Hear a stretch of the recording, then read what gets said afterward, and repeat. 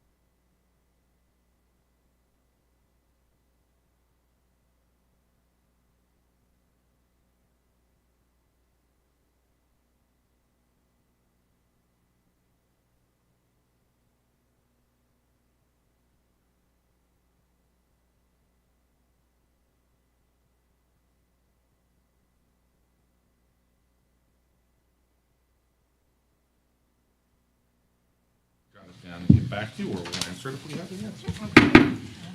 Going to call this February 17th budget work session to order. Ms. Meeker, will you take the roll? Ms. Boucher. Here. Ms. Campbell. Here. Ms. Hastings. Here. Ms. Higgins. Here. Mr. Richards. Here. Ms. Sadowski. Here. Ms. Walsh. Here. I am here, and Sarah Robinson is a couple minutes behind, but will be here soon. Great, thank you. Mr. Dunn? Okay, so tonight, we're just gonna have one little important update in your printed book. We'll go over that.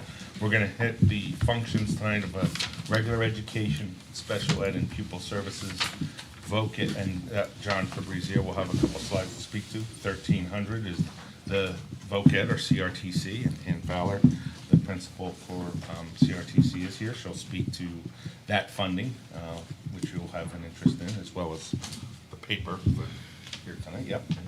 And then we'll talk about adult ed, community ed, which is our dropout prevention program, falls under there. And then, like I said, 2100 is already linked with 1200 up there, so that's just repeating. And then 2200 is all around support services. And we have what each of those functions, all the different functions that fall under that series. Then we'll just talk about the budget drivers. As far as if people ask you, what's the simple answer? You'll see that. And then finally, we put all the staff adjustments into 2 slides. Rather than talk about the staffing in each one, we put the staff adjustments there. So we'll see how that goes, okay? So first thing I want to note is just in your book, I think on page 3, we had printed March 27th as your date you would pass your preliminary budget. It's March 26th. So we are going to correct that when we post it, but I just wanted to highlight that because it's an important date. So it's correct on our calendar. Yeah, it's correct on your calendar, but when we printed the book, it's not correct. So that needs to be the 26th. Just wanted to note that. And then we'll finalize the hearings, what date you're going to have those. And we have the dates, just who's first, and the timing. So that was all I wanted to note with that. And then when we get into regular ed, that's the only function there is under the 1100 series. And you'll see others that have multiple. This is the summary, and this is in your budget document. You will see, I'll just highlight a couple things. One is under the professional services, that 104,868. That is the increase from the city for the SRO at the high school and the cost of the SRO at Runlet. That is in that line. That's the only change in that line, okay? And when we get to the positions, because that's under a contracted service, Jay is here to speak to that, okay? If I look at the others, they're up a little bit. Some of the purchased, I have to go into my book, but the equipment, there's desks, broken ground, and chairs. That takes up a majority of that number right there. And that was specifically requested for the 5th grade. When were those desks last replaced? Probably, I was still teaching because I yeah. remember They're, when I got. they're probably 25, 30 years old. Okay. So, Just checking. yep. So, but Yes, so do they still have legs on them? They wall. She's like, well, yeah, All not right. really.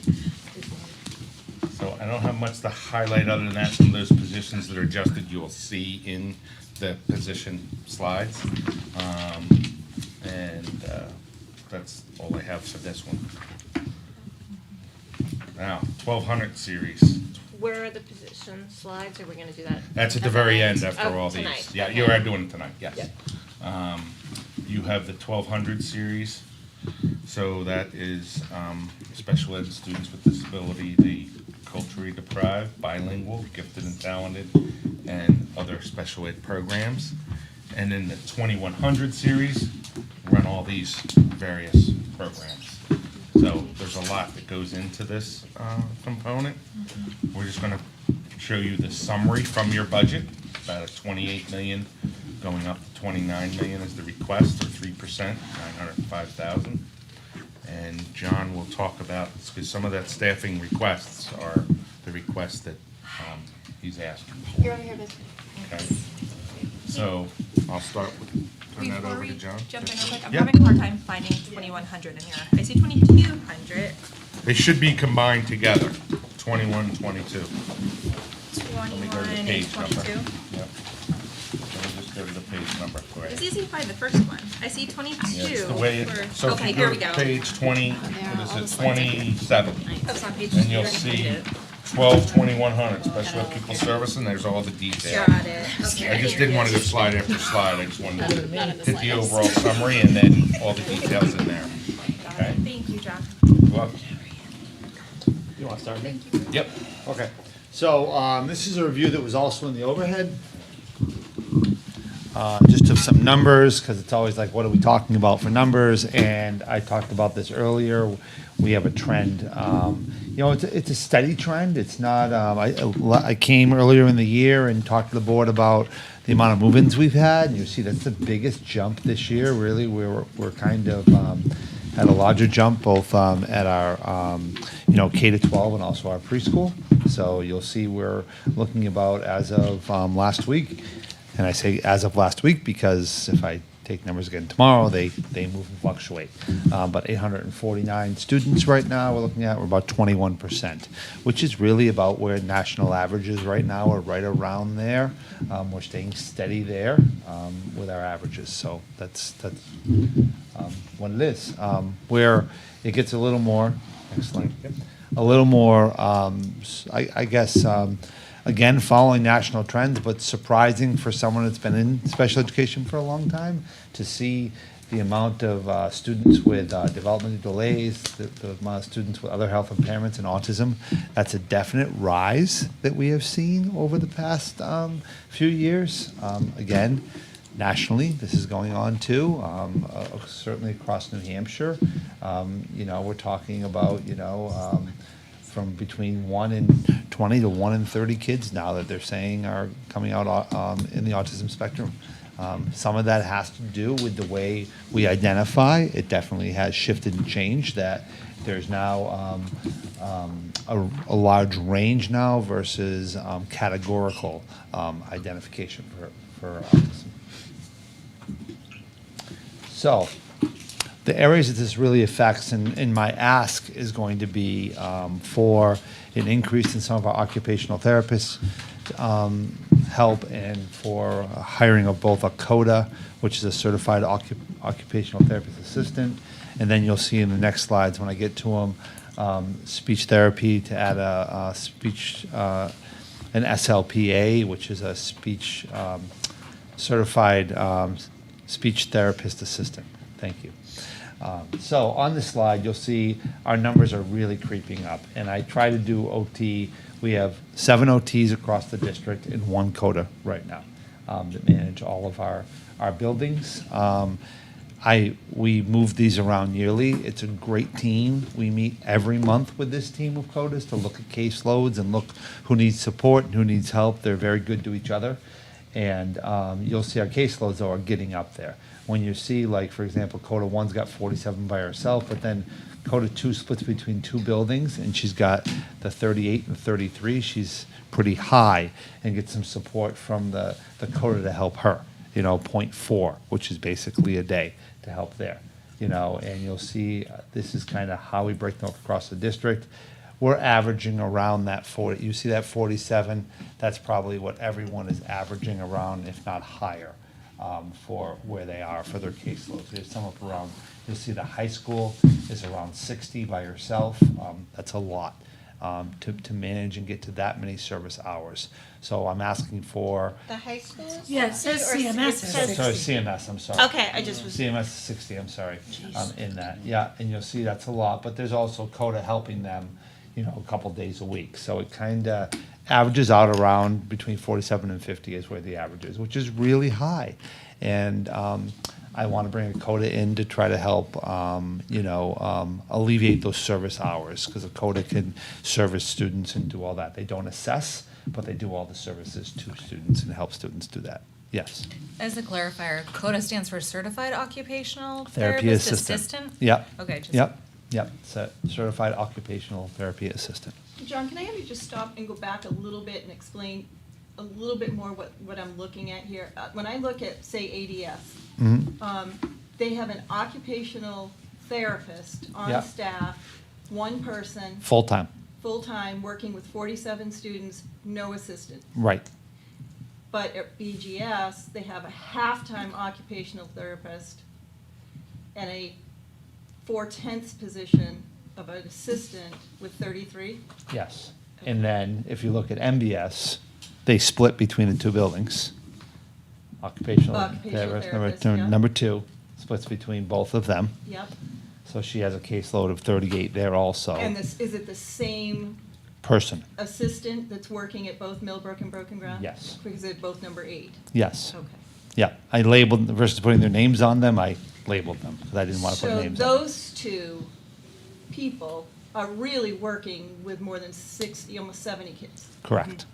So those when I look at 33 and 38, that's a little misleading. Yeah, yeah. So And then you it's have two less than a full- full-time position at CMS with 60 kids. Correct.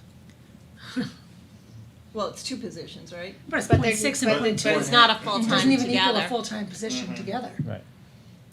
At CMS? Yeah. 6 and 8, yeah, it's not a full-time that's position, on- right. Didn't we just add an occupational therapist last year? You added a 3-day-a-week occupational therapist last Okay. year. That was Where to is take that care. person on? At the middle school, Okay. Okay. RMS. So that was a .2 before that?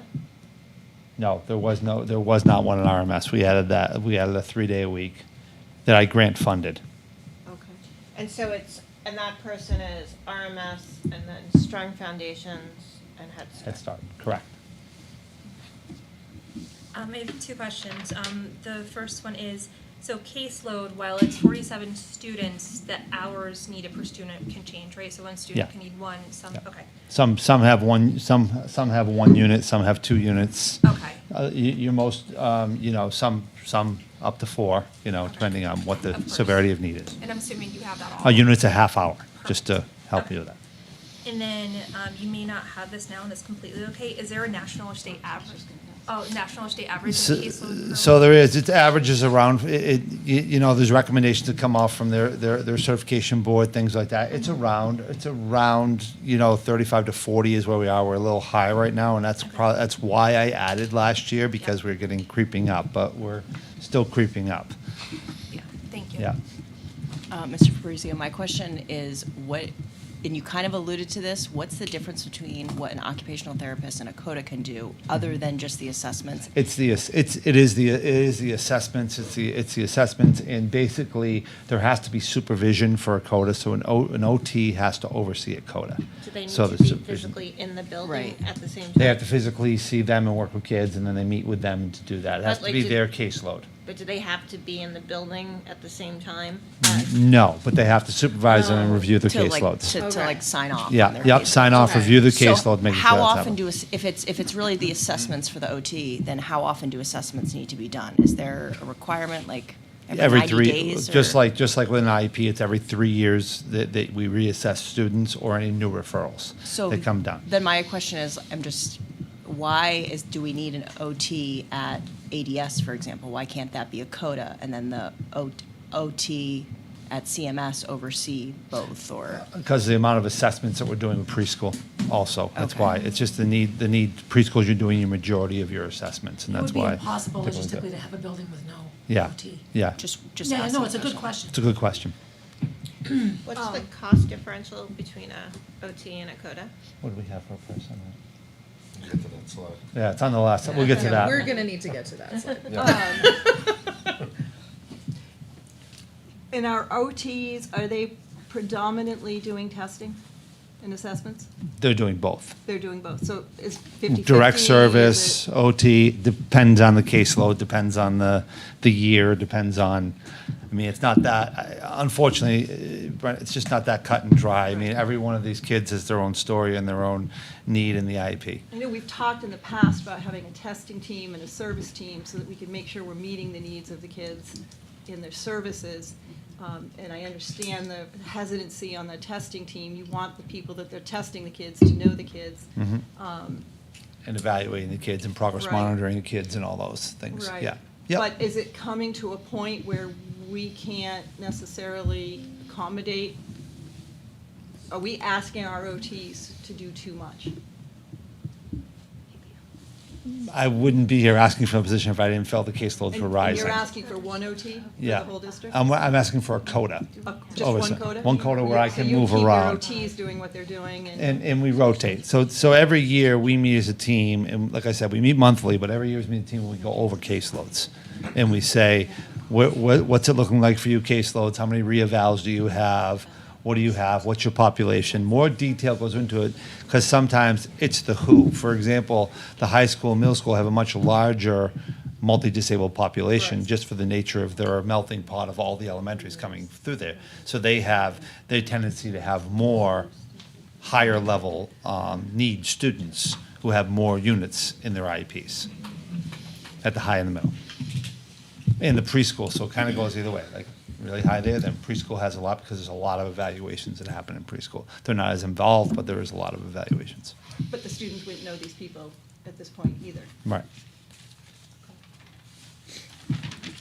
Okay, Jack, Yeah. next slide. John, can I ask a quick question? Sure. Why don't you have pre-K ADS first? broken down? It's, I don't know, just didn't, I'm sorry, I didn't. It's just because there's one person there. I Okay. could have broke it out, but the same person services both. Okay. That's my reasoning why, but I could certainly break it out between the two of Oh, them. no, that makes sense. So in the That makes 47, sense. that includes their preschool caseload? Yeah. Yeah, Yeah, okay. that's why, the other one's different people. Yeah. Yeah. All right, we've You seen went this one. backwards. Did I? Yeah. Oh, I think it's So this is duplicate speech. slides. Same story in speech. You're looking at, there is a lot more, a lot heavier load speech, because speech also, as you know, we have students identified with a speech and language disability, so it tends to be a little higher population and a higher caseloads. But you'll see in the district, we have 13 SLPs, speech language pathologists, and then we have one SLPA currently. And that's kind of what we have in district. And you'll see that, again, I broke it out differently here on this one, because as you can see, Mr. Richards, I have two different people doing ADS preschool and ADS, ADS regular population. So I did Thank you, break I it out here. understand. Okay. And then, And the you can see- caseload number is number of kids, not number of units. Right. Do you have this information by number of units of service? I can get that. That's a That would be big number. Well, I think just to Compare. understand and compare so we can Service understand hours. how much we need at each building. Yeah. It's. Can I ask more of your question? When you say you can see what we need by Well, each building? because if you look at it off the top of the head, well, gee, why does RMS only need 1.7? Why does RMS need 1.7 for 64? And BMS Need needs 0.5. 0.5 to 1.5 for Yeah. 63, and ADS needs Yeah. 1.4 to 63. So just sort of understanding. Yeah, I can see the rationale, look at it kind of like a caseload, but like in the caseload doing that. Yeah. I can give you that number. I just, sure, but I just don't know if it will mean anything to us. Yeah. It's going to be a very large number. Yep. And it's going to be like, The 'cause- nature of the service can make the delivery more cumbersome. Exactly. Like, a OT at a preschool and elementary is much more heavily involved in delivering services than an OT at the high school level, which can sometimes be a consult. Right. And a Yep. conversation, so, but I think you're right, that the units would paint a very clear picture. And then that's- we- Yeah, then we look at what the unit entails. Yeah. Just, thank you. yeah, Are you asking us for a SLIPA? yes. SLPA. Yeah. I That's, thought it was a funny acronym, I just thought That's Mrs. Garen's acronym, but I don't believe the profession prefers that. I think they prefer SLPA and then speech language pathology assistant. We can make our Dunkin's commercials with us. Yeah, right? We just got ourselves a slipper. So that's my ask. I want to, the 0.4 OT and then SLPA and a CODA is what the ask is. We'll get to the money of it later in the So could you just go over the ask, 0.4? 0.4 Is there a slide OT. that has that on it? Yeah, later. That's with Like personnel. later, so we're just burying the lead here. All right, 0.4. Yeah, OT. exactly. You know what we 0.4 want to say. OT. Yeah, But I think All it was right, in the and then a executive full-time Yeah. CODA and a full-time SLPA. Okay, thank you. Yeah. And do we have a 6/10 OT or we, That currently is at the middle school Oh. that we have. okay. And are there particular places for these folks or are they gonna be jumping around? They'll be district-wide and moved around based Okay. on the caseloads and the numbers and where to fill in. Okay, thank you. There we go. Okay. Now, these are all the functions for the Regional Technical Center. The Regional Technical Center had not requested any new positions. They'll have Perkins that they'll deal with. I'm correct in that, right? I will tell you this, even though they requested nothing new, there was in this year's budget, there was a .57 auto tech that was not budgeted. Yep. It is budgeted this year, that's why it looks like we've added a position. It's because of that .57 position. But other than that, all those benefits are all changed because the benefits changed. People going from a single to a family. We have the breakdown of, we went through each of that. But other than that, there's no other real changes to their budget. But we'll talk about the revenue at the future meeting, and you'll hear about some of that right now. And Principal and Fowler is here. So we will go over that because of the impact that continues to get downshifted by the state and the 75-25% obligation. So we'll start right here. I'll turn it over to Ann, and you have this handout in front of you, I believe. Thank you. All right, so the first table in the top left shows the cost, Concord School District or Concord High School cost per pupil. That number is reported, as you know, to the state in October of every year. And the rules, the RSA state that we can charge up to 40% of the cost it is to educate a Concord High School student. So that's where those numbers come from, the first two columns. I want to point out that the prior year Concord High School cost per pupil has consistently, on that graph in the last 5 years, stayed below state average. So that is not the reason why we're in this situation. I just kind of like to highlight that. So if you take 40% of the cost to educate, that's in column 2. And column 3 would be the 3% differential that goes into our trust fund. And by law, we're allowed to charge the 3% as long as the trust fund is used to update the equipments and the supplies and to keep us current with technology. And then if you add the CRTC tuition of 40% with the 3% differential, you come to the actual tuition cost in the last column. So now the current RSA reads that you can charge, well, the tuition stays as is, but 25% of that tuition bill is what the sending school pays. That's their obligation. And the state's obligation is 75%. The state tuition payment column is the actual amount that they paid. So if you look at the 24-25, we don't have an answer yet, and I'll explain that in a minute. But if you go up into the prior year, 23-24, you see $6,080.93. And what they actually paid was $3,425.23. And there becomes a tuition shortfall. We bill our sending districts the balance of the tuition that the state does not, when they do not meet their obligation. So you can see from this graph, they started out 5 years ago about paying 82%. Then it dropped down to 77, 67, now they're at 56%. If you look at the bottom left-hand column, I added the school's obligation with the shortfall, and that is their total tuition bill every year. Per student. Per student, thank you. And if you look at the sending school 5-year tuition graph, I kept the colors the same, so you see that 25% is in green, the tuition shortfall is in purple, and the total tuition bill is in blue. You can easily identify where the difference is coming from. So that's that chart. Can we go to the next? Big surprise. So I use Hopkinton as an example to carry you through the rest of the equation because Hopkinton has reached out to our commissioner, concerned about what you see as well. And the commissioner has asked me for some explanation, and I sent him this chart. So, Excellently done. yeah, thank you.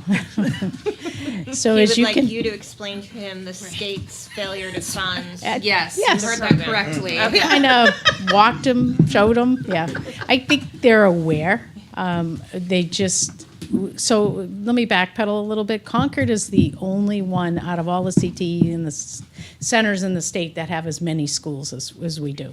So it's kind of incumbent upon me to explain that to the Concord all the time, because you go down to other districts and they might have one school come to them or two. We're pretty significant in that regard. And with the way the students are going to private schools and charter schools, it's even growing. So we're up to maybe 13 schools right now. And all the bills are going back to their residential district. That's how that works. Who hasn't heard of this student, maybe, because they're Correct. not enrolled, yeah. Correct. So if you look at Hopkinton and you look at the last 5 years, you'll see the tuition spread out and what portion of that has escalated and why. So if you go to the next chart,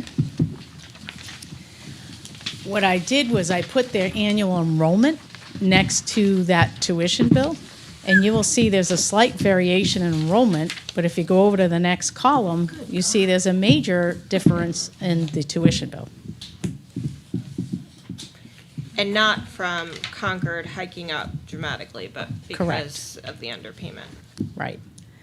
And in the bottom right-hand corner, you'll see that last chart that just shows you the, from Hopkinton's perspective, the rate of tuition increase that they're faced with.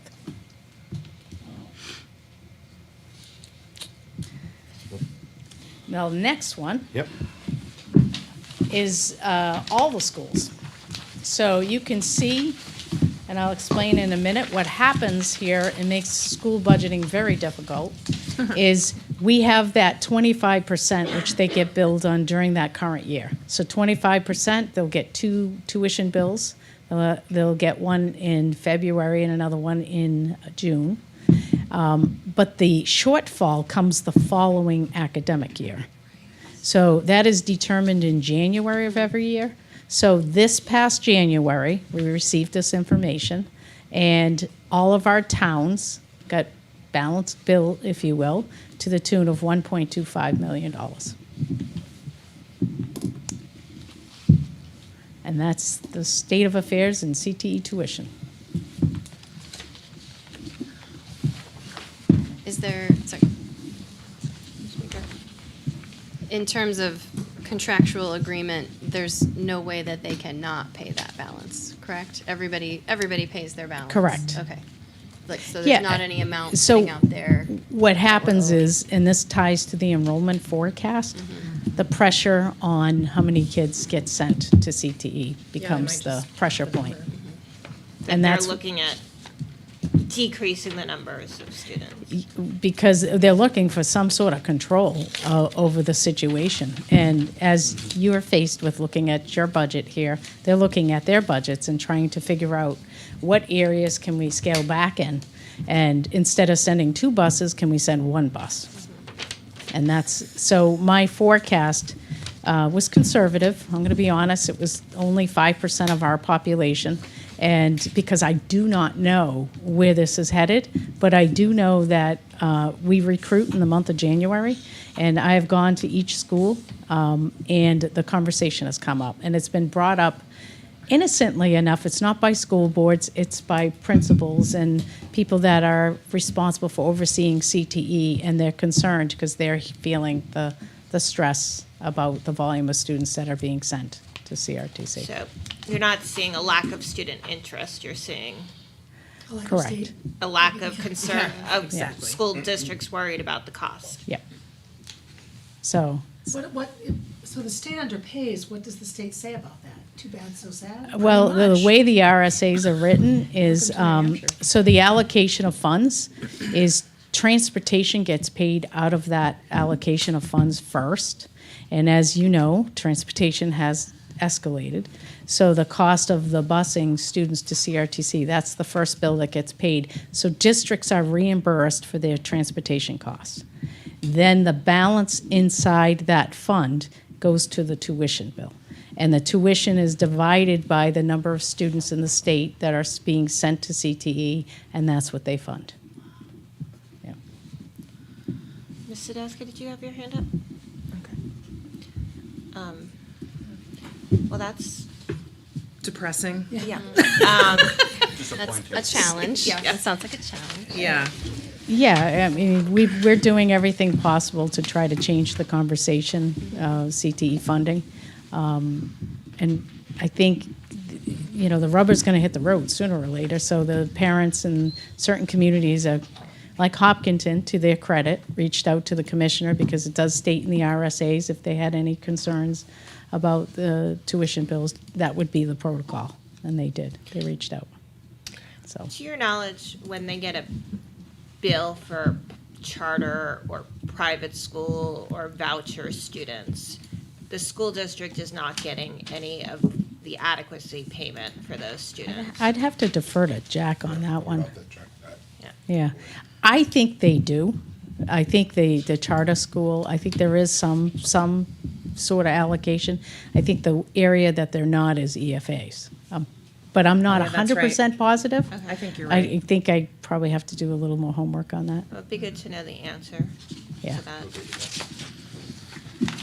And just the point being that the state is taking away the adequacy money and spending it elsewhere, but still sending public schools the bills for other things. Correct. Yeah. So, Cool. do you have more, Ms.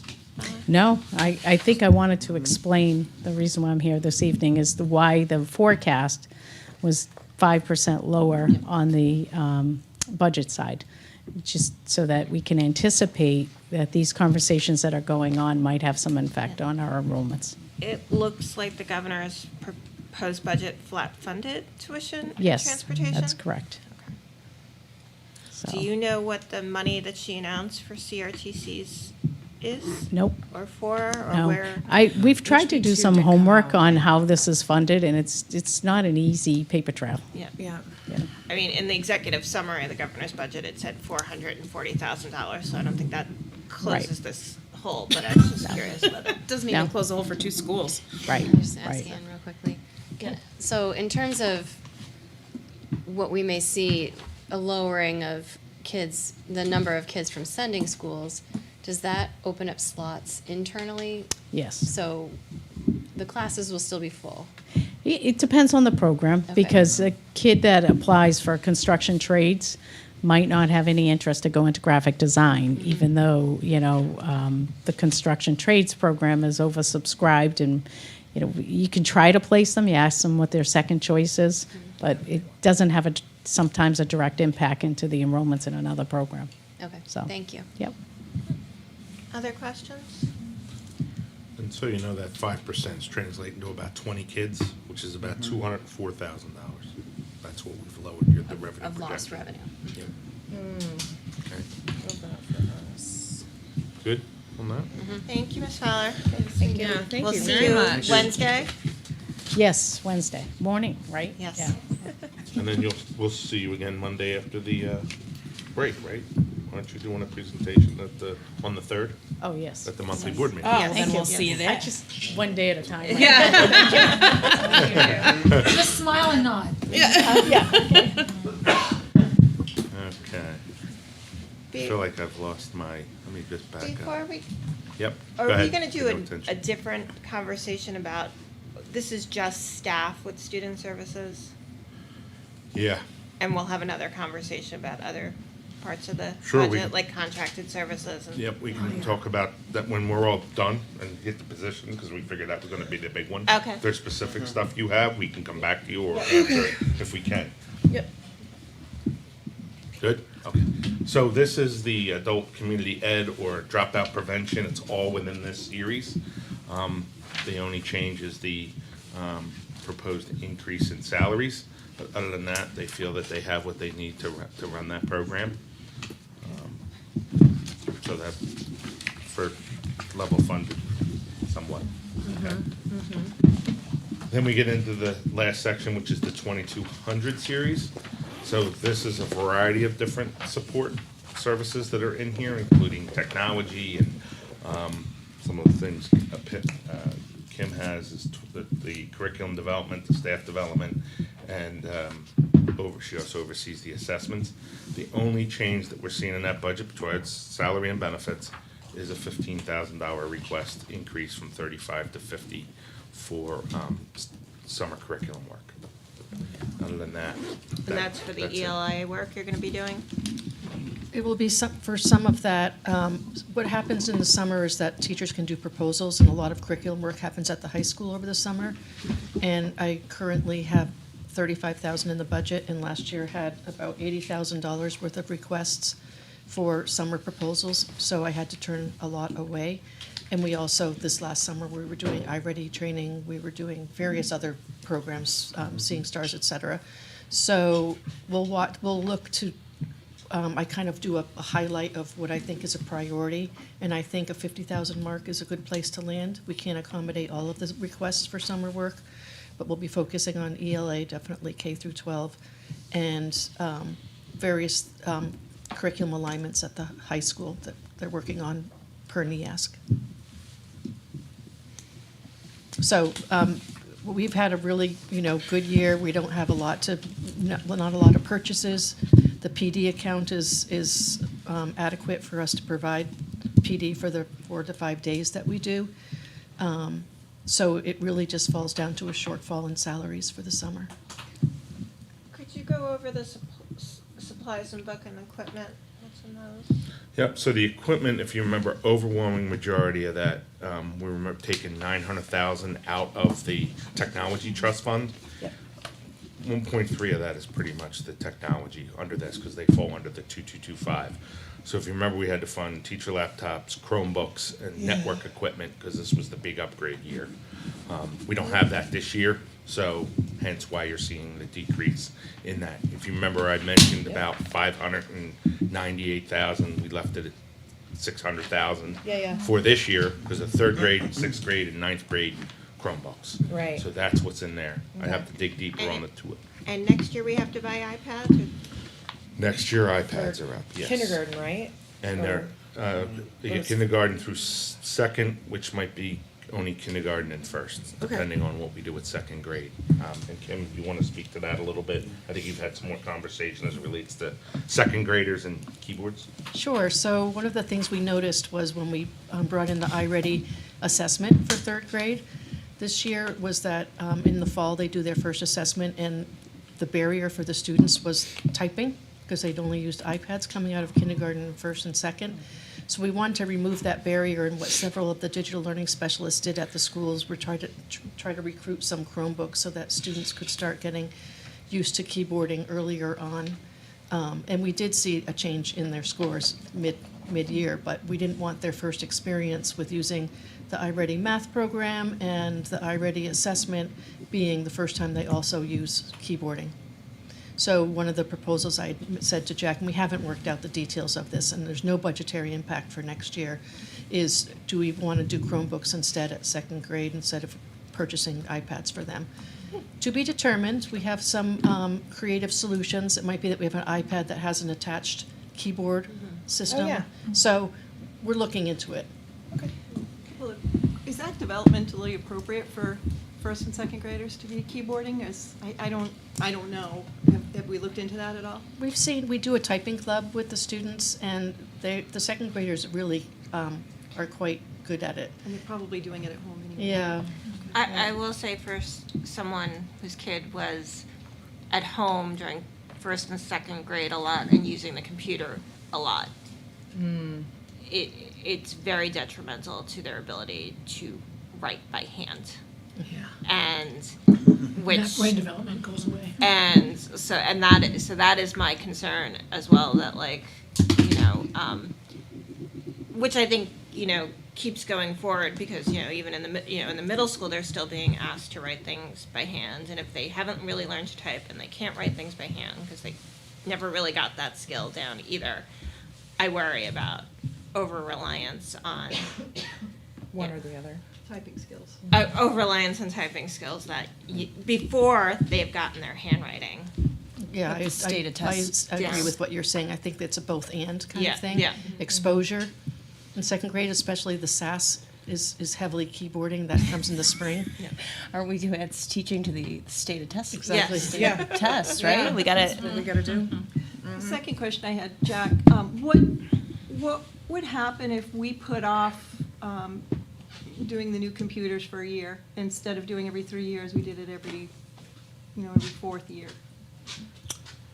Are we under contract? No, there's no, when we buy it, we buy that stuff outright.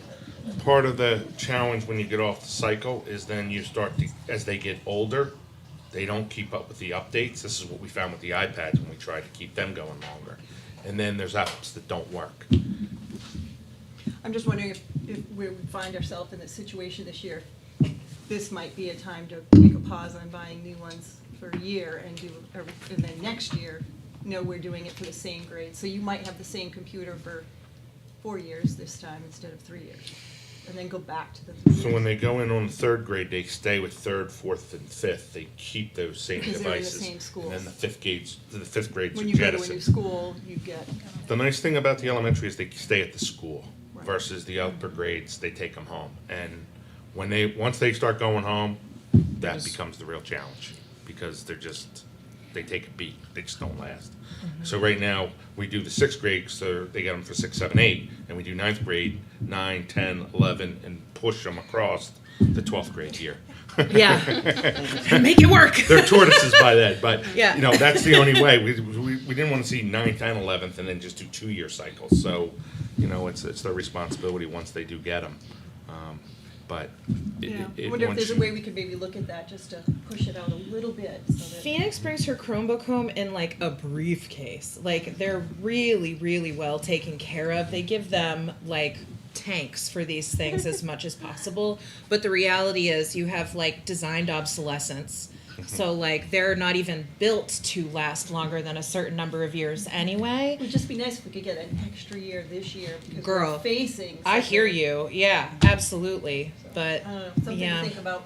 Yeah. Although this This isn't- year is the down We year. don't, yeah, Yes. this is, wouldn't be Next for year, this you year, have to yeah. worry about and mine actually related more to next year, which is right now we've switched to a cycle where we're buying third grades just every year, but we're still for K through 2 buying in 3-year lumps, right? We buy all the iPads at once, and I'm wondering if we should be just doing new kindergarten classes every year. every year so that we to avoid, like right now we're sort of avoiding, we've smoothed out the purchases a little Yeah. bit. And whether that makes sense or whether we get a discount on the iPads that buying greater makes The thing more with the iPads is they're just a much more durable device. Yeah. And because the cases and everything we put them Yeah. in, they're any touchscreen, they're a higher quality device than Yeah. the Chromebooks. But Yeah, and sometimes it's just, they've got you because the apps start working. They Yeah, fa- no, I they- know. They They do phase it on them out, purpose. and that's Yeah. the biggest problem we face sometimes, is that we'll have something we find really works well for the kid, and then they'll just So- stop working. you're saying go a little long. No, I'm saying Try stay to on speed the it up. same Yeah. cycle, but Yeah. instead of buying 3 years at once, we do what we're doing with the other grades, is buy Yep, kindergarten, and then it's K through 2, yeah. and then Well, and from what they tell me, where they have the most flexibility is the iPad. So if we had to scooch a year, that might be, Yeah. okay, your 4th year. We have gone 5th grade, depending on where we've purchased in the cycle. Right after October, they release the new ones, and we get them we can go a little longer. That one's there. The Chromebooks are the hardest ones. yeah, no, mine is But- more about Yeah, smoothing out the just smooth. purchases the Sure. way we've done with the others. But isn't that what our technology trust fund is there to do? Yes, but when you're going down, 700, which Yeah, is nice 600. this year, but now we know we have this big purchase. next year, so if we were spending 100,000 on iPads this year.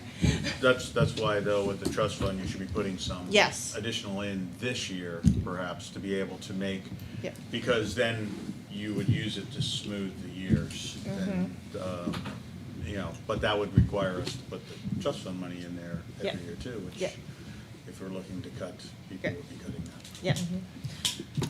Mr. Dunn, what happens to the technology once it is no longer good? Is it recycled? Do we get money back from recycling? Chromebooks, not really. We're just lucky we don't have to pay to get rid of them. We do have parents that buy them, and we'll go on and value whatever they are and sell them for whatever the value is. We do the same thing with phones. If iPhones, we can wipe them. Whatever Verizon will give us what they would put on there for a refurb, that's what we get rid of them for. But the only one we really get money back is the iPads. They Okay. have more value. So we than do any try to Chromebooks. Yeah. get any money back for them? As long as, no, as long as we can get out without paying to get rid of them, it's great. But iPads, typically, we can get a couple bucks for. Okay. And then it's a recycling service that we use? Yeah. So Jack, on an average, the cost per iPad versus the cost per Chromebook? So when you add the case and everything, you're probably gonna be close to $400, and then the Chromebook's about $350 when you count in all the stuff for it. And they try to get a little bit better type Chromebooks for quality wise, because then they last a little longer. And usually we'll bring them in, we'll give them the DLSs to test, and there's a whole big party with that. Then they say, all right, we recommend this one or that one. And then we try to do the bulk buy. Now, this year, the big caveat's gonna be the tariffs on whether that affects anything. So, Well, and, I mean, to that point, Yeah. I'm hearing what Brenda is saying, and I appreciate it, which is when we're in a tough spot, where we're faced with tariffs, where do we have room to potentially draw out our regular cycle so that we have reprieve? And so I appreciate the comment, which is not that we're necessarily gonna pull it out of the budget this year, but in terms of, you know, sort of that 3-year mindset, is there an opportunity to adjust? Yeah, so. Hold on to iPads longer. We've given it thought internally about that. You know, there's some summer projects you have, some of the things that are gonna last longer than 1 year. We could pull that out and do a funding mechanism and borrow it. We've done that before. We borrowed against your Facilities and Renovation Trust Fund and paid it back, especially when you got this lump sum money from the state, because they had extra money during COVID and felt they would actually pay their obligation. We were able to When it wasn't replenish theirs. those, but that's something we've thought of and smooth it out over the 2 or 3 years, so you don't have to pay. I mean, just this and 1.3 million just for 600 for this and 700 for summer projects for capital facilities. So if you did that and divide it by 3, it's 400, and we do a no interest loan, which is you can do. I usually let the auditors know this is what we're going to do, and it works. Okay. And you have, you know, probably you're going to have 15, 16 million after we fix the broken ground amount. Borrow from And- Peter to maintain Paul. Well, it's to me, it's utilizing those trust funds No, that it's a you good have a move. great ability to do, and we earn a little bit of interest in there, but that's one of the things I thought of that we could use. If you start saying, hey, what do we need to do to get down to under 3%, you know, which is probably about 1.2 million, that would be a piece, and then we're going through every line by line. So we upgraded our financial system in November, and the reports that I usually use to try to reconcile it, they're just getting them working now, because it broke them. So if there's any errors and all, we'll see, we'll be coming back to you to say, this was an error, so this is gonna now come down because it duplicated. I mean, before we brought this, we did find a pay screen that it duplicated. So you didn't see that because we already fixed it in the budget. But is there anything else there that we're missing? So we're in the process of doing that. And then other things that we're noting that we might just want to say, hey, you know, the furniture. Maybe if you have year-end money, cut the furniture now, you got year-end money, why don't you take it and place the order then? Because we'll come to you in June, especially when we're in a biannual, so many unknowns. You have that flexibility to push and pull things to kind of come in where you'd like to come in. Okay? Great. Awesome. All right, so if I go to the budget drivers, just for the general fund, because each of these are the general fund, tried to simplify it. So as you can see, salaries and benefits are up. This is from an object view. Okay. Professional services are down. Purchase property is up a little bit. The purchase services, that's where the million is that I plopped in for transportation for the van program. Okay. So there's an offset there because you have $1 million coming in from your trust fund. All right. Then you have supplies, books, and utilities. The equipment, majority of that again is you're going down because of, because of the we did the big funding this year for technology. Dues, fees, and interest, principals, and transfers, that's the net of everything, but the big bulk of that is the first full bond payment for the HVAC. Okay. So your total expenditures are up on page 21, 22. You'll see that number, 3,084,730.87. So that's the expenditure driver. Now let's look at the revenue driver. For local, if I take out your current appropriations, That's all red. Go for it. well, the red, so revenues, this is opposite. Okay. So actually, with 21,918, you're actually getting less in revenue. No, that's Okay? what I So it's mean. an opposite. That's why I was Yeah. laughing out loud, Jack. Just making it work, right? State, you're getting $2,753 less. That's before the equitable state education tax, which I talk about down there. Oh my god. Federal, we're getting additional 135 we're projecting, which most of that is in Medicaid, okay? Yeah. So trust transfers, we're bringing in 192,500 less. And your unassigned fund balance, you had 3.3 million in savings at the end of the year. This year, we're projecting about 2.8, that's 579 less. So your total less in revenue, 661,762. So then when you take the amount that's gonna be raised in taxes, which is the property tax that gets charged here, that's 37,745 that you raise, more than last year. You need current local taxes, 3,708,748 more. And that's what's driving the budget. So basically, the debt service, less revenue, salaries, and benefits. So when folks get bent out of shape watching this and decide they want to talk about it on social media, they should probably refer to this slide. Yeah. Should they? Yeah, I Great. mean- Just making sure while you're watching, you're looking at this slide. Thank you. Okay? So the staff changes. There's 2 slides. First, we just want to lead with the enrollment, which is driving the majority of the adjustments. Okay, so you can see down 842 kids since 15, 16. Okay. Okay. So we'll do a little bit of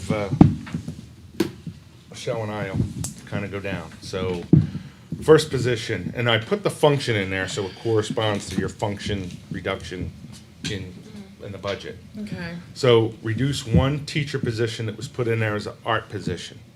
That's budgeted at $123,881. It's a position that was not filled. If you remember, about 2 years ago, that was used for a Yep. study hall. They went up not using it. They'd pick a 0.1 off of it or 0.4, but it really hasn't been used, and they don't need it. Okay, So good. that one is not filled. There, an HR admin assistant in this office that we've not filled. We're not going to fill it. Reception position at the high school, not filled. We're not going to fill it. I have no idea. Preschool nurse at Millbrook, that was only a 0.4. It has not been filled, not gonna fill it. The communications director, if you remember when we brought that position in, it was 0.6 and 0.4. 0.4 was Perkins, we did a phase out, and now there's no need for Perkins to pick that up. It's not enough there with the CRTC, so that's coming into the general fund, that Yeah. 0.20. The restorative justice coordinator, it's a reduction, that 0.3, the general fund portion. There are the 3 positions. Yes. Yeah, the English teacher's in there, sorry. I thought I had fixed that, but I moved the OT up. But there are the ads for student services and special ed, okay? Okay. And then we have reduction in a 1.0, 0.81, and a 1.0 tutor position at the high school. They are currently vacancies. Reduction of social studies teacher at the high school due to retirement, not gonna fill it. The .6 English teacher, that is a reduction due to enrollment. Science teacher, again, reduction due to enrollment. And the .4 world language, reduction at the high school due to enrollment. Questions on that slide? Are these 3 positions filled? Currently, the science teacher is a filled position that will move over. They're dual certified, so they will retain a position in math. Okay. The .6 English and the .4 world language will be a reduction. From somebody who's a 1.0 to, No, they're currently a .6 and a .4. okay. Didn't we just get an additional English teacher at CHS? Like, wasn't our English department really adamant about needing that person? Kim, am I remembering this incorrectly? Like maybe 2 years ago, we just brought in an English teacher? No? Am I imagining things? No, we did bring in, not too long ago, well, since I've been on the board, we brought in an English teacher. Yeah, I could have sworn that it was like really exciting for them that we brought someone in, but if it's not necessary due to enrollment, then it's not necessary due to enrollment, you know? It is what it is. Probably remembered You incorrectly. know what, you might be thinking about some new courses, like they did the English survival course. Yeah, no, I'm mixing a bunch of stuff together We probably. did have that art teacher position not too long That was to ago. cover the study halls. They were hoping to have fewer study halls. If you remember Yeah. the prior principal, that's what that, All right. okay? Next? So can I go back for a second? Jeff? Yep. Sorry, I just want to answer a question that was asked earlier about the cost of a speech pathologist assistant versus a teaching position. So you see that top line where it says teaching position art CHS, that's the budgeted line, 123.88. That's about where it would be, and the SLPA is about 78,000. And you're only seeing a .4 ad. So- So when you add the benefits, usually that really spikes it up.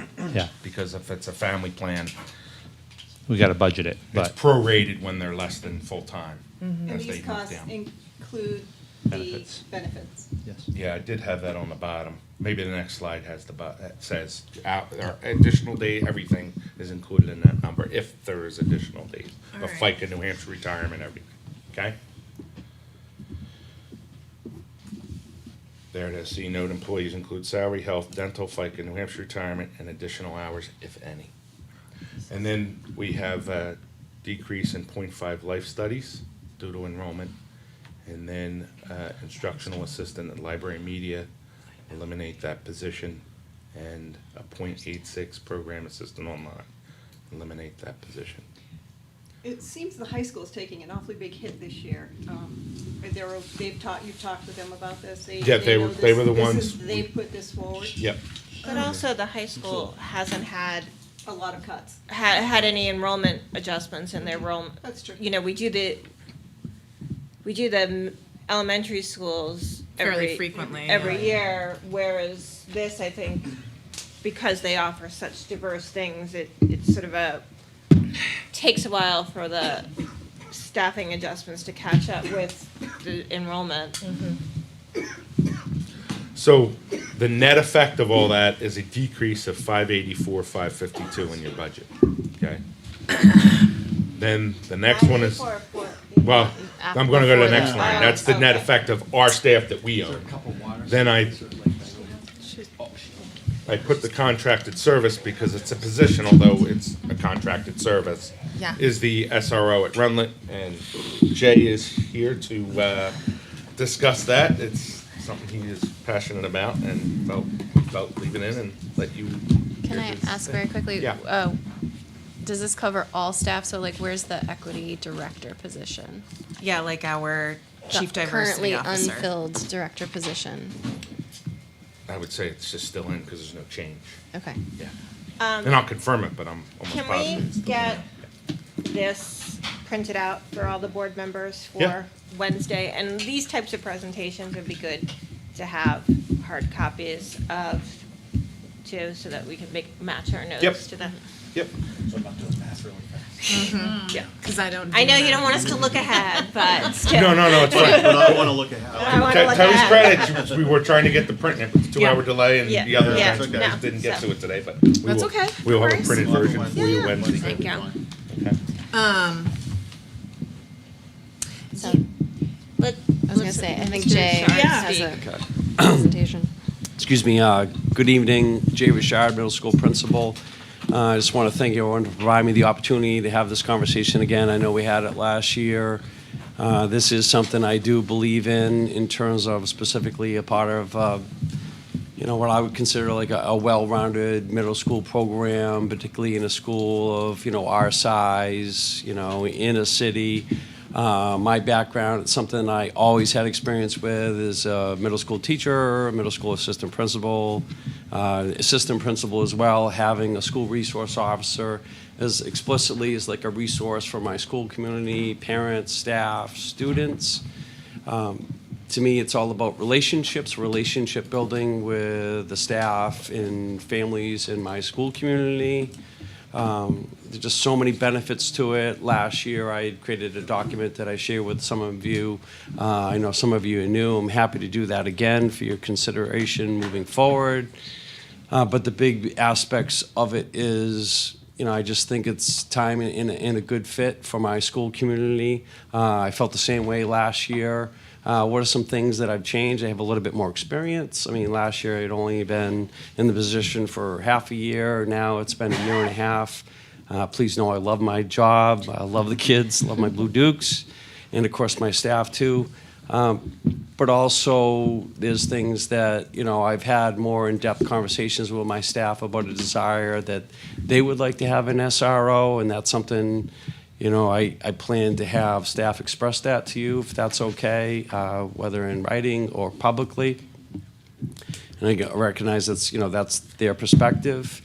Also, even students we've also had a couple incidents. I want to be very direct with all of you, though. I recognize as the school principal at Runlet Middle School that the safety and security of my students is my responsibility, not of any SRO. I take that very seriously. But, I can give you just a couple of real quick examples, and sometimes this is hard for me to share because I think so much of our school community, but some of the challenges we've had around substances, in my school community. Students making poor choices, bringing things they probably shouldn't. I won't get into the specifics. And just some of the general safety things. Again, it's my role and responsibility as principal to make sure my kids are safe every single day.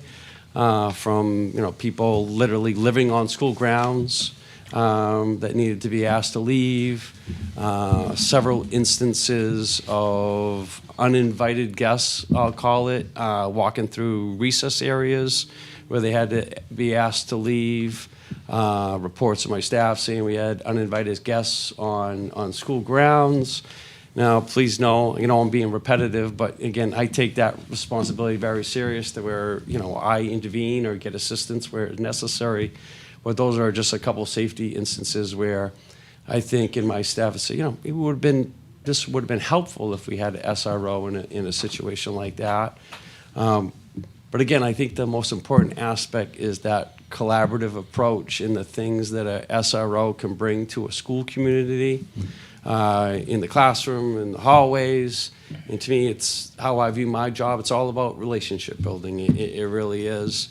I also want students to have an appreciation for community service and the people who provide community service, police officers, firefighters, city servants. I think that plays a role in terms of kids having positive relationships with community servants too. I see that in the high school with their SRO, and I'm very confident that would benefit my students as well. Educational components and aspects of it from, we do have Concord PD visit now and talk to our health classes, but I think learning opportunities, well, it's from, the Constitution to the Bill of Rights. I was talking to some 8th graders about that today. Like DARE type programs, making positive choices. diversion programs, you know, if kids make a poor choice, you know, having a school resource officer help offer and provide ideas about diversions in the community to get our kids back on track. I think that's a really important. And also creating, you know, a culture of collaboration between, you know, myself, our public schools, as well as from the middle school level, with the city, specifically with the Concord Police Department. To be very direct too, whenever I've called upon assistance from the Concord Police Department, they've been amazing. They really have. We involve them frequently from instances outside of the school walls, but also important interactions with DCYF, where kids are feeling, you know, involved in challenging situations. And the Concord Police Department does and plays an integral role in that. But the biggest aspect of having one person, one school resource officer, just about that relationship building. I really do believe in it. So I think I could go on a long time. Again, I can provide you documents, but I think the most important aspect of this too is, you know, ask me some tough questions. Because, you know, from my recollection, you know, last year, you know, there's some really good tough questions. I'm happy to talk about that too. And, you know, I recognize it's also a very tough, the challenges you have looking at this list with a budget.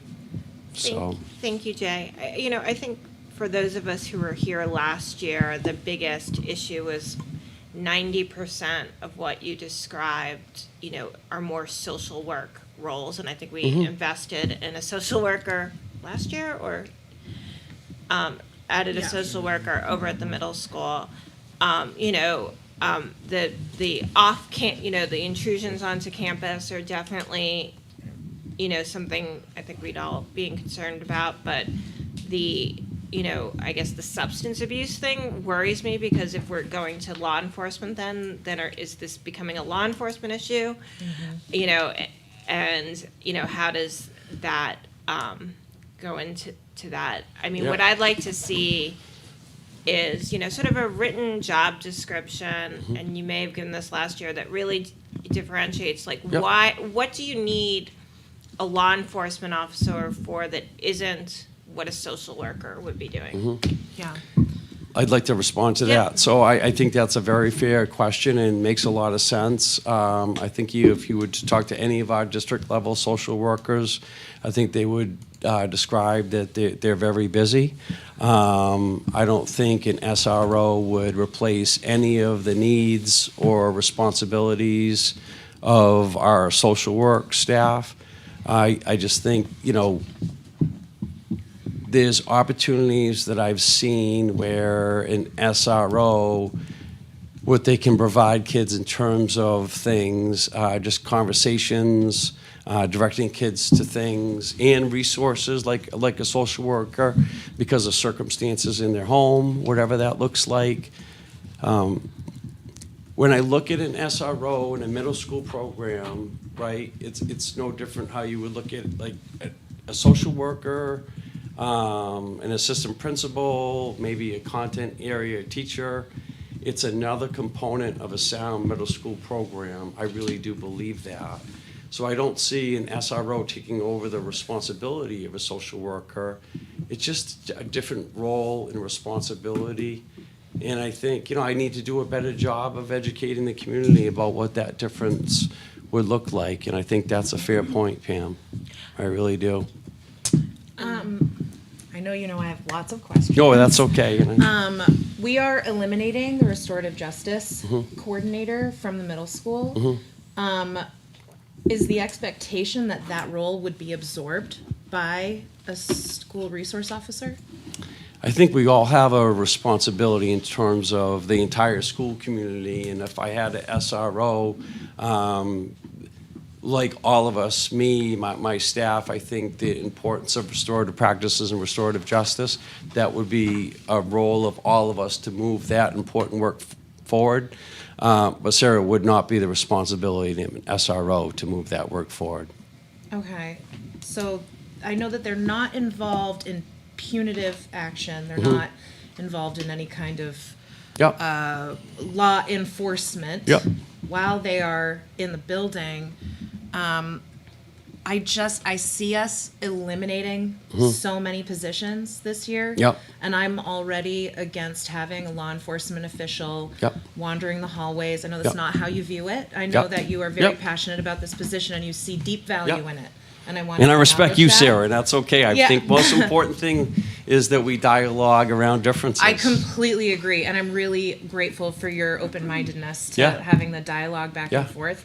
But I just personally cannot justify $101,000 when Yeah. we are splitting hairs at Yep. the high school right now for a job that could be absorbed by a social worker right now. And I understand that there's a special relationship with the Concord Police Department with this individual, but I don't see a relationship with your police department as a foundation stone in a quality education. Does that make sense? Yeah, that's. If you'd like to respond to that, I'm totally open to hearing your thoughts. Yeah, that's fair. Again, I think a social worker and a school resource officer's role are very different and looked at differently amongst the students. And again, when we talk about bias, like I have some bias about this, and what I mean by that is that I've successfully had a school resource officer my entire career, with the exception of last year here in Concord. And please know that's not a criticism of anything before me. difference, yeah. Yep, it's a difference. And I've just seen the benefit and the positive impact it's had on students. So I would like to be given the opportunity to try that and demonstrate to the school community the positive benefits of it. I really would. Just to kind of come back, I feel like I'm missing a part of your question. Oh, about the, in terms of law enforcement, I just want to share too, in my experience, I've never had an SRO ever arrest a student, ever, again, in my past experience. So, I've had people express that to me, well, was that something that you would use, the SRO, to, if it was a really challenging situation, they might arrest the kid on school grounds? You've And made I that very clear in the past, Okay. though, that's not well, an that's element of this something position. people Yeah. have brought that up to me recently, not Yeah. here in this. And again, I take it very serious. The safety and security of my school is my responsibility as principal, not anyone else's. So it's hard for me to express sometimes, because I've done it and had it, and I've seen it work very, very well. And I know good people like Sergeant Mitchell of the Concord Police Department, Paige Salmon, the current SRO, who helps me from time to time when necessary, though she's got a full-time role at the high school already.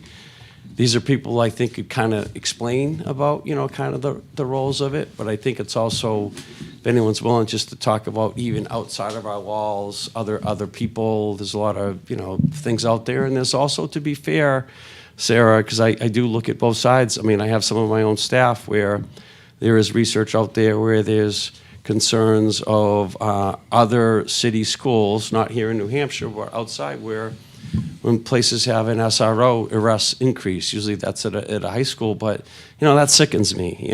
That's not what it's about. And all I can give you is my word. I would make sure that's not what it's about. But what I would like is just the opportunity to be given the opportunity at some point. That's my wife. She didn't know I was at a school board meeting tonight. Mine's going to do it in 20 minutes, don't worry. Just be given the opportunity to do it. And, it's hard for me to come up here like this because I know what a tight budget it really is, but this is something I really do believe in for our school community, and I want to be given the opportunity at some point to say, this is what I believe in, this is what I thought, and we could come back after a year and talk about it. So Ms. Sadowski, Ms. Higgins, and then Ms. Hastings. yes, sorry. Thank you. Yeah. I share your concern about substance use and was wondering, are we using an evidence-based prevention curriculum in the health program at the moment? Yeah, that's a really good question. I suspect so, but before I say definitively, I'd want to talk with my health staff, and we also have a SAP counselor, a student assistant program, Brian Daniels. He's also considered a substance abuse counselor, and he integrates into those health classrooms. So I suspect, yes, Sarah, but I'd want to get back to be definitive about that for sure. Ms. Higgins? It's important. And when I just want to elaborate a little bit about the preventative approach about that is Very candidly, I do think in terms of a safety component, no different when I'm standing outside at 8th grade recess. Does that look differently than if I'm not there? It does. Doesn't mean my other staff aren't doing a good job. But I think would it maybe make a difference if, we had an SRO that could establish positive relationships with kids who might be making some poor choices by bringing things to school that they shouldn't be. Having an SRO establish a relationship with them, and I do that myself, but would maybe that have a positive impact on them in terms of the choices they're making sometimes? Yes, but I also want to be clear. I don't want anyone here to think like we have this rampant issue with some of these things at our school. We have some challenges with it. Yes, duly noted. My point was more about like using an evidence-based curriculum. Yep. Because, I mean, DARE was a wonderful feel-good program, but definitely Yep. jury's still out on the evidence behind it. Yes. And I believe our health use it. staff with Brian And we do, still but I use it. want to make sure I confirm that. Thank you. So, in my years teaching at the high school and coaching at Concord High School, so 20 years total, what I noticed, and this came up in a conversation last year, I think it was with Liz, the other piece that an SRO can bring is they bring all of that relationship building, all of that connection, all of that trust building with students in a uniform. So most of our students that in our minds might be likely to have regular interface with the legal system or law enforcement or a custody court or whatever are kids that are going to come into a lot of situations with a fear of the police, like they're going to take my dad away or they arrested my uncle or all of this idea. Then you have the legal system itself, a courtroom with a judge sitting up there looking at a room full of people. And here you have a police officer who's actually on the side of the student defending them. And how is that more effective in a court than a social worker defending the student? Well, the judge is looking at a police officer. So the context, you standing on the playground during recess, you're not, well, you kind of are the grand poobah, but you're the principal. And so they're going to, the principal's here, we better be careful. My connection, why I like the SRO is it shows students who might have an idea about law enforcement, another side of a law enforcement individual, that now they have a relationship with a police officer. And I have a couple of stories, but what I witnessed was the SRO taking a vested interest in preventative behavior modeling and teaching for kids that very likely will have a long and connected career in relationship with law enforcement based on things out of their control. I know that a lot of the anti-SRO information is around, a pipeline to jail, and we're connecting kids to legal. But I feel like the other side can be just as true, in that if we can step out of looking at them as law enforcement and looking at them as an advocate for children in a uniform, that will give them credibility to other people that might have biases against those kids. That's the piece I like the most. In the DARE program, I agree. It's like, why, some of it I hated, but I taught at Walker School for 15 years, and the relationships that population of kids had with their 10 years at Walker School officer was like wonderful. So I feel like the relationship piece, if that's the focus and the training and the clear job description for an SRO, then we're not arresting kids at school. Right.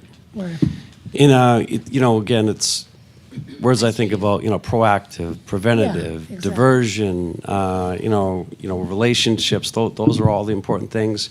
And not every police officer can be an SRO. No. Right? Just like not everybody who likes kids can be a middle school principal. Adolescent kids are going to take risks and try things. That's their adolescence. That's kind of who they are. So even the greatest evidence research-based programs, our kids are still going to take risks and try things. That's what makes my job fun at recess, very candidly. So it's just one of those things. But I do understand about the cost. I mean, it's hard, for me to, talk about that, but this is something that I believe in, and, I wish there were opportunities where we could, get some, grant funding or some other venue of revenue, particularly in a tight budget like this, where we could have an opportunity like this for our students, and we could as a team, right, look at it, what do the kids think, what do the staff think, and then talk about it. Not something forever, but just be given the opportunity to do it. So, Miss sorry, I feel like I'm rambling. Hastings and then Miss Boucher. Thank you, Jay. In your conversations with your colleagues in other middle schools of cities the size of Concord, is there any anecdotal, or do they mostly have SROs in their schools? What is your experience with that? Yeah, I mean, again, I love this school community, but I think if I had to pick one thing that surprised me coming here, that was that we don't have an SRO in our middle school. Because other middle schools, Yeah, the similar size and Yep. demographics of Concord typically do? Yeah, but to be clear though, like, I don't want to be like everybody else just because everybody else is doing something. That's for sure, but I think it was one of the more surprising things. And again, please know it's not a criticism. There's a lot of challenges with law enforcement over the last several years where, some schools moved away from them, moved back to them. So those are all fair things, but I'm just being honest with you, and I hope you appreciate that. It was a surprise. And when I talk to my, friends who, that I've become friendly with, because I think it's important for me to connect with principals from Manchester and other cities who have similar circumstances and challenges and to problem solve things. It was surprising, just being honest. Yep, thank you. Miss Boucher? This actually comes from something Barb said too. When Officer Salmons, I attended the PTO meeting at Runlet that Officer Salmons spoke at about social media, and she made a comment about needs assessments being relatively new within, I don't want to say the legal system, but as a step before the legal system gets involved, if I'm remembering correctly, which I think is something that I wasn't aware of how that process occurs. So when a student, and I don't want to misspeak, a student gets in trouble or could get in trouble with the law, there is an extra step of a needs assessment occurring where, whether it be the SRO, I don't know if a social worker is also involved with that. They go to the house, the family's house. Yeah. And that is an assessment of what needs are required before, kind of like a strike one of what can we do to support this student and their family before the legal system then gets involved. I think that's an important step to consider, and I don't know how new this was because I understood it to be relatively new. And I don't want that to be lost, that having it, I am seeing and understanding from that discussion that was had, is that an SRO, knowing the student in the school, would have the added step of being able to maybe know more of that family, so when they have to go knock on that door, that SRO, maybe in conjunction with the social worker at the school, will know that student and family one step further without having an additional law enforcement officer have to step in. I don't know if there's anything else you can. Yeah, I mean, add to that. it's a good point. And again, it's all about getting kids help, not getting them, in trouble or arrested. There's new programs. The city is, I'm not an expert with this, but I know the city has a social worker, and I think a lot of police departments are actually trending towards that now, where they have social workers in police departments, kind of like we do in schools. And yeah, it's all about getting kids and families help and support. It may also benefit us as a board to hear from a social worker of Yep. what the difference is, where their job description ends and where an SRO would take over. Yeah. I've heard from former social workers at Runlet who are advocates for an SRO, Yep. and for many reasons that may not be reasons that we are all thinking about or that we're even hearing you speak Yeah. about. I mean, a big one is that you bring up, and again, I appreciate this time, is like when we do home visits. Like sometimes we're scrambling for people to do a home visit because we want to check in on a home situation, see what we can do to help and support the family. We're not trying to get anybody in trouble, but I could see that as a situation where I would have my, SRO go over and, travel with my social worker just to check on the place. Right, it could be a you know, dangerous to- situation to be safe. for the social Yeah, worker. that's It it. may be a social worker Yep. issue, but it presents a danger to that social worker, Yeah. not knowing what they are going to be faced with at that home. Yeah, and I don't want to speak for my social worker. She does a great job, but she's busy, and there's a lot of needs, and I think that would be an area where, we might be able to do more of those types of visits, because sometimes we struggle to find an extra person to go with them, because we need those supports, Right. at I don't school. want to hear it's just because the social worker is busy, and that's why Yeah, it's an appropriate place for this SRO. yeah.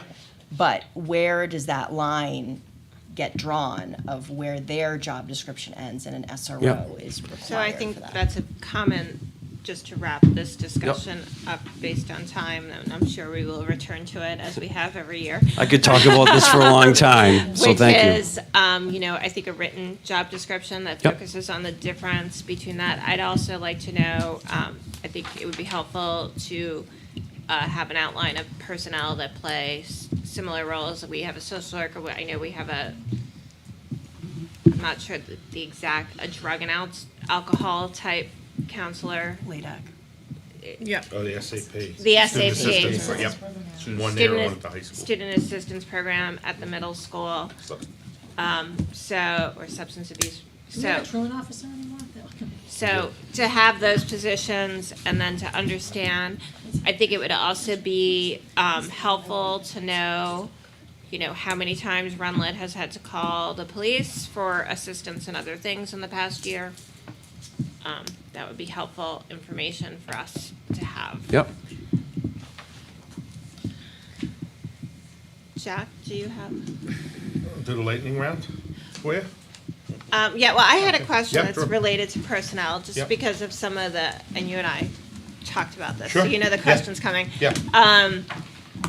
If we were to do a completely flat budget, same budget as last year, how much, and assume that 70% of the cuts would come from personnel, because that's where 70% of our budget would be, how many additional staff and teacher cuts would we have to make? And I'm not proposing this, Yep. I just Right. think It's good to look at. the community should know when they say, It's a brain exercise. say what a yeah. flat budget is, what that means in the classroom. And I'll tell you my initial thought, but I'll also try to put some scenarios, because when you say flat budget, I have to say, okay, I have contractual obligations that have been entered to prior, I can't change those. We have benefits that people have, and they move single to two-person to family. And then we have bond obligations for debt that we have to pay. So they're at a bare minimum, the three that I find. So if I just took the 3.7 that you have to raise, and I divided that into, say, what it costs for a teaching position, because that's one of the most highest next to Yep. an administrator, that'd be 29.93 positions. So 30, Yeah, so 30. Yeah. Yeah. And if we're. on top of what we've already On adjusted top of for. what we already, now even, and if, so 70% of that would be about 20 positions. Yeah. It'd still be a significant amount of positions, Yeah. so. But I can say, if we just kept all the other expenses the same and adjusted just for that, I can tell you about what that would be. I'll work different scenarios just to get ideas of ranges, but I think if you're starting to formulate an idea of where you'd like to be, we can help with those solutions. And I think I mentioned that tonight as far as your summer projects and the technology. Do we elongate that this year to try to smooth it out? I mean, obviously, without building aid, you still have the big that other thing that you've been talking about for 7 years. But if that money is not gonna be used, that is a perfect opportunity to float that. So, we can put some scenarios together if you want to choose from. So lightning round. Lightning round, okay. Jeez. Real quick, just more for FYI, other board considerations. So as you know, you've had 5 negotiations for this year that affect next year's budget. And next year, you negotiate with the teachers group, which will affect your 27 budget. And then, obviously, capital improvements are at the forefront right now. I'm sure the Capital Facilities Committee, which got their briefing in December of those long-range projects, plus you have that big thing on South Street. But the other thing to consider is the city budget, the commercial and residential real growth. We don't know what that number will be until next November, but we'll get an idea of what growth is. And then I put a link to the citywide reevaluation project, because I think you may have read that over the next 2 years, they're reevaluating all the properties, so that's a good resource for that. At the state, you have the legislation in the state budget. We have no idea where that'll be.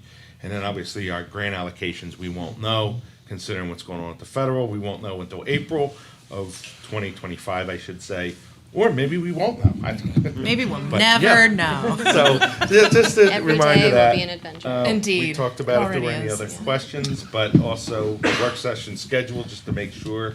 So on Wednesday, we will talk about the co-curricular activities, which will include after-school programs as well as athletics. And then we'll talk about buildings and grounds, including the debt service, and then also transportation. So there'll be the big hits. I think the 17th and 19th get finalized as far as, I think we said Millbrook? Yeah. I just didn't know whether it was the 17th or 19th. They were gonna check on the Bridget community has that. center, but. We were gonna don't- check on whether they could. Did you wanna change it to the community? We were No, path of least resistance at this point. Let's just stay with Yeah. Millbrook. Yeah. Millbrook. in the 17th? Yep, so then which day is do you want Millbrook? The first one? The- Well, that's the 17th on Monday at Yeah. Millbrook, and then the 19th will be here. Okay, 6 o'clock. And then the open session, and then on the 26th, I have 5:30. Do you want that to be at 5:30 or 6 o'clock? 5:30 is fine. Okay. Did we just make a time change? No, No. no, that's still there. I just wanted to confirm. All right, we'll update that, put that in your book, and make sure that that is posted with the locations, because they're posted now without the location at the moment. And then go on to SAU.org, click budget, that gets the documents. There's all your elected friends. Feel free to reach out and touch someone, and that's just no, well, they can call me too, yeah, sure. But that's all we have. I will note one other piece. For every 1% you raise the tax rate, that raises $774,000, $774,089 for every 1%.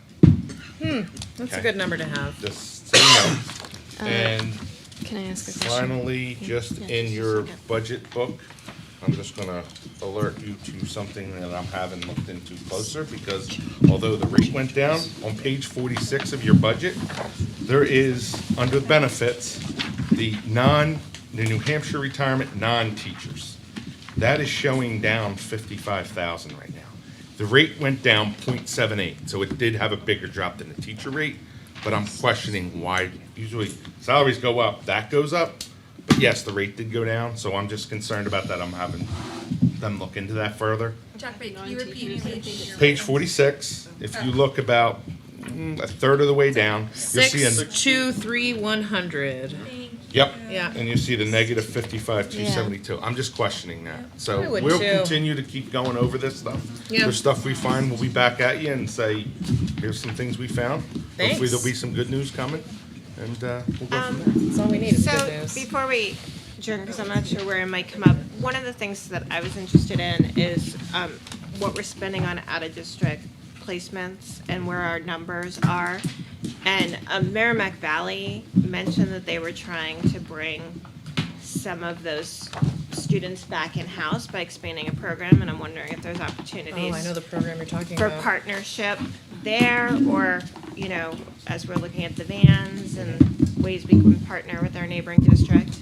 You're already on it. Already on it. I I had figured. that Yeah, you tonight, are. But I we're- think it'd be a good discussion. We're out of time. I'm coming for transportation on Wednesday anyhow. I can certainly show those up, and I'll also have units for you that you asked for, so I can do that both Wednesday night. But I've already met with Merrimack Valley, and I talk often, and they're one of the partners that we've talked about with the vans already. As far as the program, they don't have the expansiveness to be able to take in our kids right now at this time to do that. They can't tuition in. But I've been working with the superintendents and the special ed directors from the Lakes region. We've had an initial meeting. We have a study group now working on the possibility of a collaborative. Seacoast has a Seacoast Collab doing that. We can create what we want to create. It's personnel. Yeah. You know, I know. can have another nice building and say we're going to open a collaborative, but it's Without great the if I bodies. can't put a body in there. our issue is bodies. It's Yep. been our issue for the last, since COVID. body, isn't it? It's the issue with all the outside providers right now. We haven't placed students this year because we haven't found placements for students this year. It's not that we don't have students that we would like to find other placements for. We have to follow the IEP process and look at the environment they're in. Is the environment effective? And if not, we have to go to a more restrictive environment. And but those placements don't exist right now in our area within an hour drive. And that's what we're facing right now across the state. We're not unique to that. Sure, we're looking at those options. I am exploring them. There's part of a study group right now looking at those. That's what I can say. But it's going to come down to, can we hire the personnel to meet the needs of those students that we have? When we're having trouble within ourselves and still having Yeah, no openings kidding. with our personnel. Thank you, John. Yeah. Okay, anything else, Chick? Just, everybody keep Superintendent Murphy's family in your thoughts tonight. Yeah, of And course. this week. Yeah. That's it. And Brenda is going to be handling the ordering flowers from the board for those who want to contribute. So, other than that, I will take a motion to adjourn. I love Venmo. So moved. We have a non-public. Seconded. No, second. Moved by Ms. Higgins, second by Ms. Robinson. All in favor? Aye. Any opposed? Motion carries. All right.